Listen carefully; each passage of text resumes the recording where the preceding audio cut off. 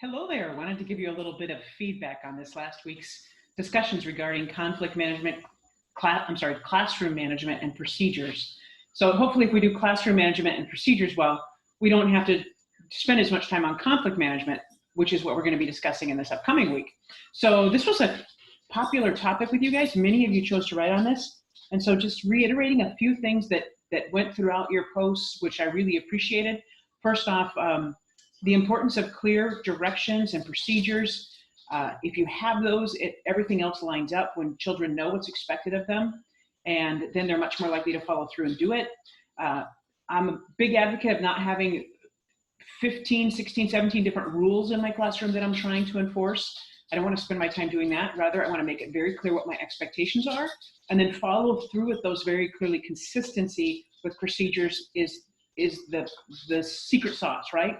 If you have expectations, but you're not consistent with those expectations, then children will push back. Human beings will push back. We don't do something that's outside of our comfort zone if we don't have to.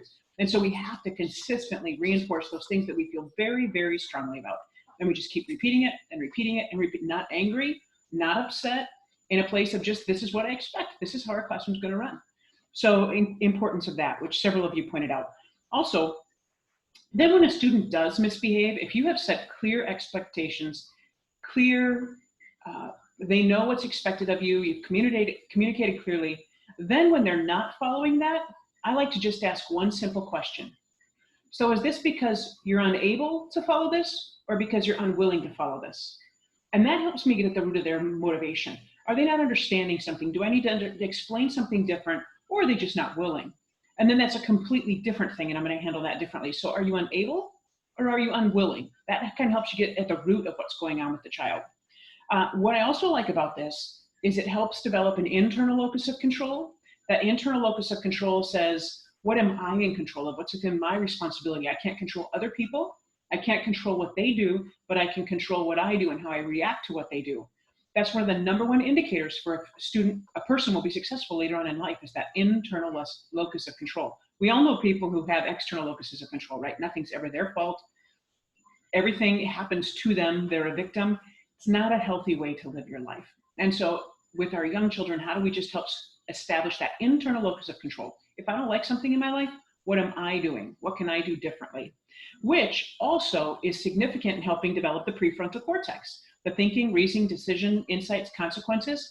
If they know this is the expectation and I have a choice, am I going to do this or am I going to do this? And what's the consequence going to be? That's one of the best things we can do to help young people develop their prefrontal cortex. So we get an internal locus of control, which is huge.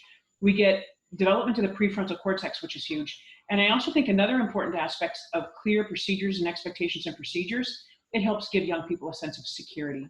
When they know exactly what to expect and what's going to happen, they don't have to go into the classroom wondering, oh, is the teacher going to be following the rules today or not? Do I have to walk on eggshells? Or, sometimes our classrooms are the only place where our children truly feel secure because they know what's going to happen. They don't have to be afraid. They're going to be safe. They're going to be accepted. They're going to feel significant. They're going to be secure. That makes all the difference in a young person's life. And for some people, for some young people, you're that. You're where they can find that in their whole world. So thank you for doing that. So anyway, as I said before, if we have clear procedures, clear expectations, solid classroom management, hopefully it'll really cut down on the conflict management and the need for conflict management. But there are times when we do have to be willing to go there, and we need to have a plan in place. That's what we're going to be talking about this next week. As always, if you have any questions, any concerns about anything, any questions about projects or things going on in your classroom, you want to discuss it further, don't ever hesitate to reach out to me. I love conversations about this sort of thing. And we'll be talking about conflict management this next week. So Lord's blessings on your week.